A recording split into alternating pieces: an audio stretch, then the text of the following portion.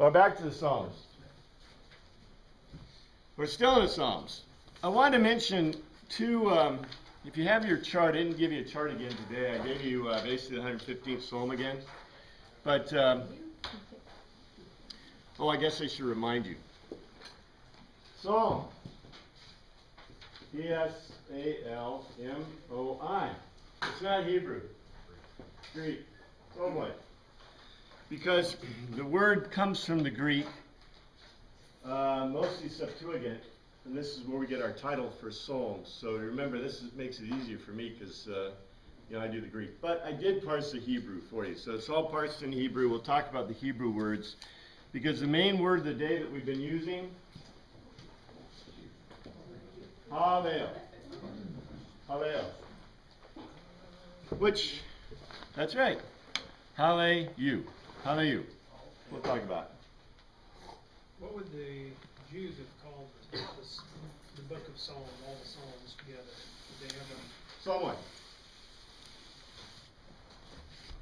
They do now. They didn't call it Psalmoi before. What did they call it before? I don't know. They don't know. Hebrew poetry, right? Because Psalmoi, that's the thing. Where did they get the word synagogue? Greek. Synagoga is Greek. Yeah, it means to gather together under a leader. It's one of the. Well, I've given you 10, I think, or 12, but there's we don't know how many Greek words there are for gathering. Every Greek, Macedonia had their own gathering. The Athenians had their gathering, the ecclesia. So the word is a borrowed word, and there's a lot of borrowed Hebrew words in Greek. Amen is a borrowed Hebrew word in Koine Greek because they didn't have a word for. Do you remember? Truth. So, and really, the Hebrews don't have a word for truth. Isn't that interesting?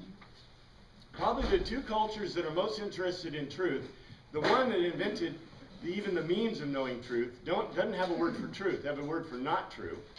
And then the other one doesn't really have a name or word for truth. The word is to agree. Amen means really to agree. I agree with you. Or I agree with that. Oh. Maybe because it was unattainable in their eyes. self-evident? I don't think the Greeks would ever say it was self-evident, and I'm not sure the Hebrews would say that either. But isn't it funny that we're very euphemistic language, so we have a word for truth. Right? We have a lot of words for truth. If you go look in the dictionary, but how many people are really seeking truth? And That's so relative. it's relative. Well, it's like theology. I tell people I don't teach theology because if you can answer one question that's a real theological question, then you might be ready for theology. And I'm not really ready for theology. That is such a detail. You have to study philosophy. You have to study, all kinds of stuff before you even touch theology. So I try to stay away from theology, which is a positive thing because it's really easy to teach historical basis of things. I think it's a lot of fun too. But in any case, we've been looking at the Hebrews because the use of the Psalms in Hebrew. And I told you I'd get to this because this is a day that I want to talk about the specific use of the Hallel in ceremony, in the holidays. And I didn't bring mine, but there's, I've given it out a couple of times, the list of the Hebraic holidays. Before we end, because I got to the end last time, 2 weeks ago, I want to mention two. They're very important. There's two that occur once every month. One occurs every month, and the other one occurs every week. The one that occurs every month is Rosh Chodesh. It's also called the new month. However, it never aligns with our months, hardly ever. Why? It's based on lunar month. Lunar month is 28 days long, and the Hebrew month is based in a 28-day lunar month, and it's based on the new moon. So when the new moon occurs, now we don't ever, isn't that peculiar? Isn't that peculiar? Now, remember what we talked about before. What would this lead you to conclude about Abraham's original faith? Based in what? Worship of, by the way, Ur of the Chaldees. Okay, Come on, guys. What is the worship? What do they worship in Ur of Chaldees? The moon. Moon. In fact, the word, I think Ur means moon, I believe. I don't know, I'm not into Chaldean. But in any case, this is why a lot of people, historians think that Abraham's original faith or belief was in a moon god. And by the way, we see that reflected in Hebraic thought in one sense, and that's in the fact they follow the moons, the new moon, because the new moon determines the month.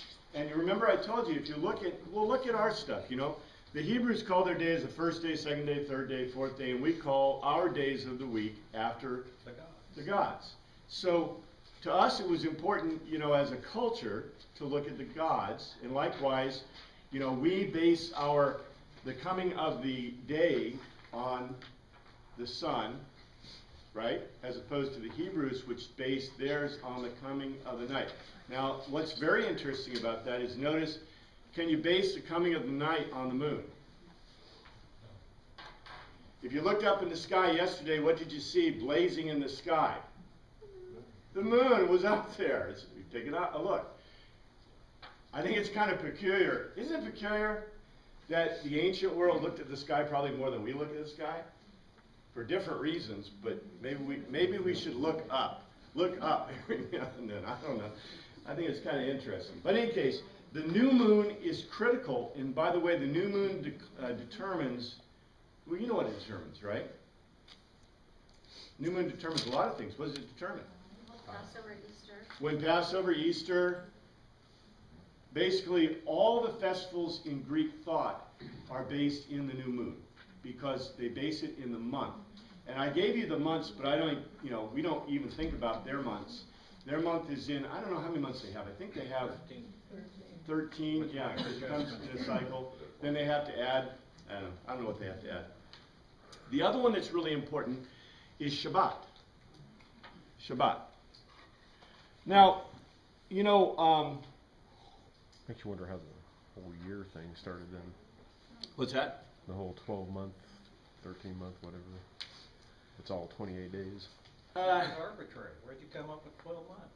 Well, At least I can observe the moon. Where do I observe 12 months? yeah. Now, I haven't looked at They're that more much. logical than we are. Yeah, is it a 4-season deal? Like 3 months in a season, right? The solstice, the winter solstice, sunset. I don't know. Look. Okay. I challenge you. Is it really 365 to get around the sun? Well, it's not quite. I challenge you. Go out to your backyard and set up your own Stonehenge, so you can predict the solstice. Just predict one of them Let's settle for every some. year. Do you know what I'm talking about? How hard is it to determine what a year is? If you didn't know a year was 365, how would you figure it out? Quarter, we gotta leave 2.5. Huh? 365.25. Yeah, you gotta have the quarter in there. Well, forget about the extra bit, right? We had a second every now and then. I can't even figure that out, right? They're arguing that presently. I mean, this isn't easy stuff. We act like it's easy because we start in first grade. Well, you didn't even know what 300 was in first grade, right? So whatever grade they taught us, when we knew what a 360 something was, then they taught us these things, right? But all of that is acquired knowledge. I think I mentioned before, I just read a book called Home, a history of the house, and the guy, the author, is a British author. He had written the history of everything before. He's a really fun author. I wanted more depth, but it's a 1,000-page book anyway, or something like that. It was a really long book. It's really good. But he went through each room in the British house and explained historically about the room and about history and about things. And that reminded me of a book that my son-in-law, and I need to get this book, about a guy who tried to build a toaster from scratch. And so he went to get Stone Age materials, Stone Age ore, to make iron. And what he concluded was that the history of history, we are the beneficiaries of of ginormous amounts of information that has been lost. Because as we find out the best way to make something, we forgot how those crazy nuts with pig iron, got it out of ore using using what? Just burning it in a fire kind of thing. Can you figure that out? Right? I mean, if you want to do that, I think you could do it, but you got to go and buy a whole bunch of equipment, right? And a blast furnace and everything else. So, do you see this? And even he tried to make plastic. And making plastic was like he could get some kind of very bakelite type stuff like from World War II era, but it didn't work very well. I think his toaster like burned up in the first time he tried it. It didn't make toast adequately. So the point is that we believe, we assume that everything has always been the same, and it has never been the same. We assume the world is has always been the way it is, and it has never been that way. So, this is what we have to do, is we have to kind of put ourselves into the mind of the Hebraic thought. We have to put ourselves in the mind.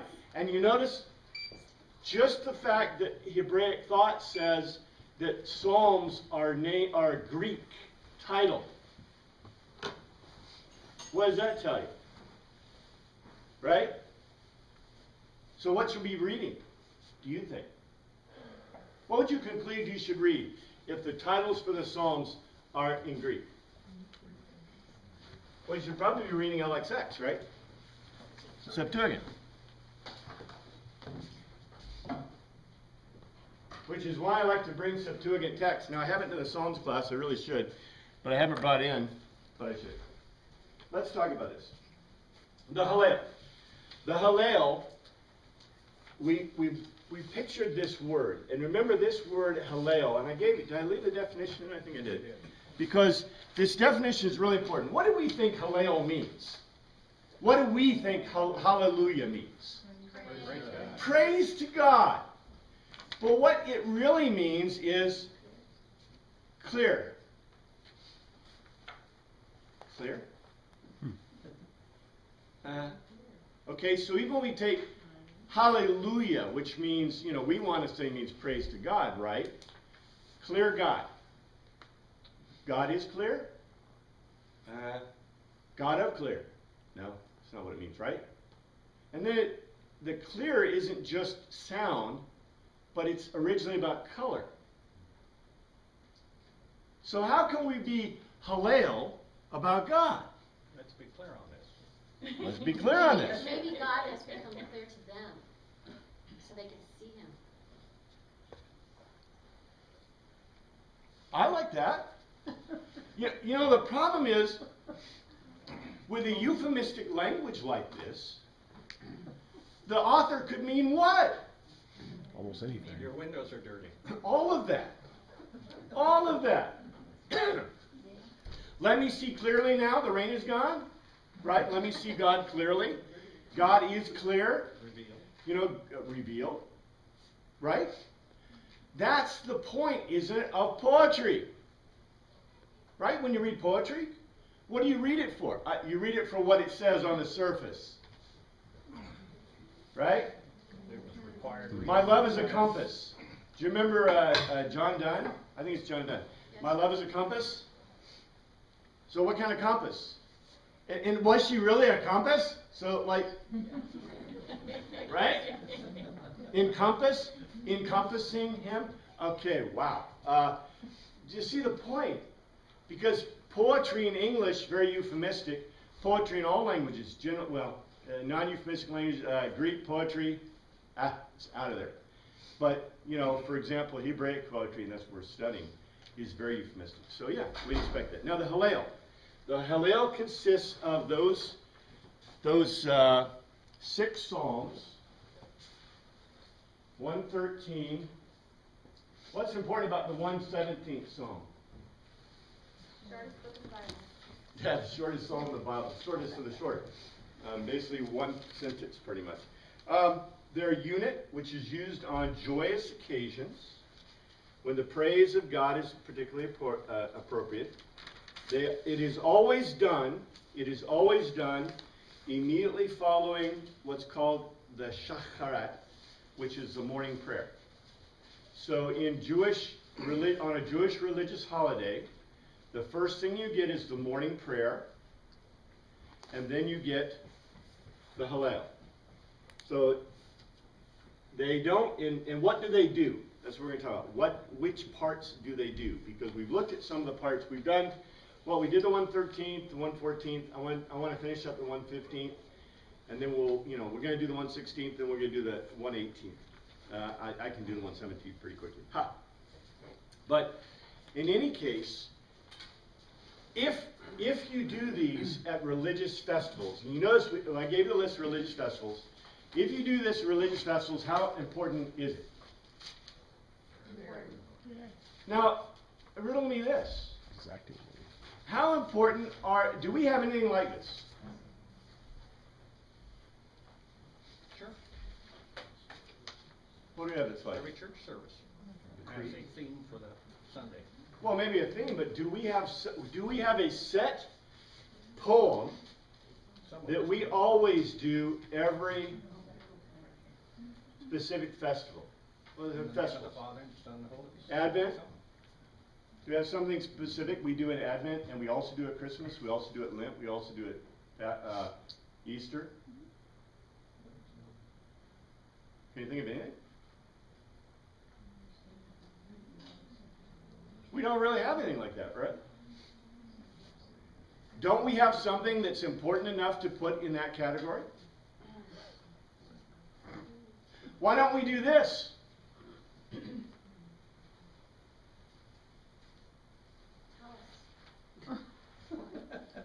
I don't know why we don't do it. I know for my generation, we've kind of lost the grasp of any significance to doing these rituals. Well, that's interesting because I don't disagree. As a fact, what makes life really meaningful? Is it the unique or is it the rituals? It's the balance. The balance of the two. So, if you don't have any rituals, And it's all random. What connection do you have to this? But the rituals were all of the promise, and Christ has come. nah. Here's what we got. What do we always do? What do we always do? We do a confession. We always do the Lord's Prayer, right? We always do the Creed, right? Well, you crazy Lutherans do. Yeah, that's true. Crazy Lutherans do. The liturgical churches do, right? The Creed, the Lord's Prayer. What else do we do? Confession and absolution. Well, we have, and remember, the confession, absolution, all that is based in the temple worship. So in the temple worship, you always have the ascending sacrifice, you have the sinner guilt sacrifice, you have the priest sacrifice, and you have the thanksgiving sacrifice, which translates, obviously, into, what do we do? Well, we have the ascendant prayer, where the father, the priest, whatever, he goes up in liturgical service and says, and by the way, do Baptists have this? Do non-liturgical churches have this? No. Yes, you do. Everybody in Christendom does this, right? They may not cross themselves. How many of you Lutherans cross yourself? Martin Luther said, do it 3 times a day, right? Right? I'm just pointing this out, all right? We got to do a historical basis, but see, this is goodness. But everybody in Christendom does an ascending. Now, how many do the confession? Well, liturgical churches do. You won't find Baptists, you won't find non-liturgical churches doing confessions generally. Sometimes they do. I mean, it's just an oddity in the non-creedal churches. How many do a sermon? You can't get away from it. Oh, please help us. No, I'm being funny, but the sermon depends on which church you go to. How important is it in the liturgical services? It's not a central part of the service. It is not. It's not supposed to be in ours either, guys. Because, obviously we need to do what do you call it? We need to take a field trip. We need to do a field trip to a non-liturgical church. Because In a non-liturgical church, the sermon is how much of the, At least 30. at least half, okay? If you got an hour, the sermon is at least half. Now, in our church, or liturgical churches, about how much are we supposed to give to the sermon? Yeah, maybe a third to, right? Now, you can always tell how important something is in the context of a unit in human sphere by how much time you give to it, right? So, theoretically, by the way, what is supposed to be the most important thing that we do? Communion. That's right, communion. So, communion, the sermon, what do you call it? Homily. Homily. It's supposed to be a homily, not a sermon. Sermon is something the Puritans did, right? For 6 hours. What about confession and absolution? Yeah. Yeah. What is a homily? Sermon. But, Applied to different. all right.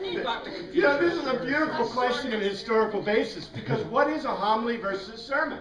Shorter. Yeah, yeah. You know, has anyone ever seen Anglican sermons that, you know, in the old days, this cracks me up. In the old day, your pastor would have like a wall of sermons that were pre-prepared. And he would pull one down. And you hope you didn't get the one that's like the 6-hour one, right? Because he would read it.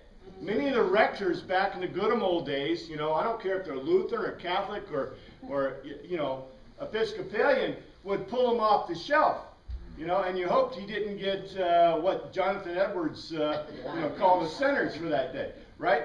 Because the suckers, some of them are really long. Now, a sermon by historical definition is generally a long thing, where a homily is supposed to be that short, sweet, you know, part of worship. Because back in the olden days, people came, for example, not necessarily Sunday for a sermon, right? We have a preacher or a pastor.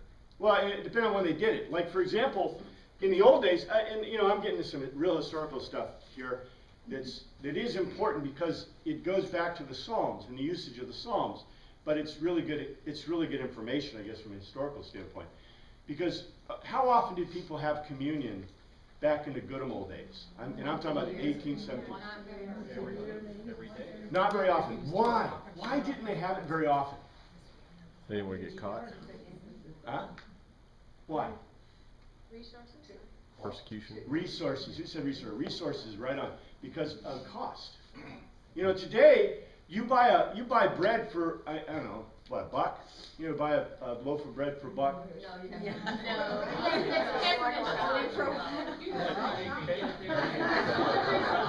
You can't get Wonder Bread for $1 anymore. Tammy, I think you better help him out here. Well, if you're buying designer bread, okay, you know, come on, it took us 10,000 years to get white bread, and you guys want to buy this designer bread that has grain in it. Yeah, right? But in any case, okay, so, you know, we buy bread, you know, the cost, all right, in my book I just read, I love this. How much do you think the cost of food was for the average person back in like the Victorian era? It was like Most of it was. weeks' The wages. cost of food was like this much of their income. Today, what's the cost of food for our income? 10-20%. Yeah, about 25% or less. Yeah, or less. So, you know, the thing is that people spend all their money just to put food in their bellies, and how well did they do it? You know, Right. Starvation. well, the people that were fat were the rich, right? It's reversed. In our culture, the chief indicator of poverty is that you're obese, which is really wild because that means the poor are getting lots of calories, lots more than the rich. But in any case, the big thing here is, in those days, Victorian era, the cost of materials, the wine and the bread, was very, very expensive. And so they reduced it. As a matter of fact, one of the things that the Catholic Church did for years is, what did they do? Only have bread. Only have just bread. Only the bread. They, Or like only the father would have the wine. We would have the bread. that's right. Only the wine, only the bread. That's still practiced. In some places that's still practiced, but not necessarily because of resources. By the way, that was one of the big protests that Martin Luther had, right? Because it's actually a doctrinal point that it's fully communion even if you only take half of it. There you go. You see that? This is very important. Because, and by the way, that comes back to the way back. But in any case, the big deal is people didn't, and what did they do? Do you have any idea what they did? Anybody ever read a prayer book? This is really important stuff because this is the stuff, you know, in my opinion, if you're going to teach kids in Sunday school, what should you teach them? History. How about history of their own Christianity? Right? Right? What did we in the Lutheran Church do back years ago? We always did it. Okay, you may only remember it in posting the ban of marriage. What is the ban of marriage? When they read the announcement that so-and-so is engaged.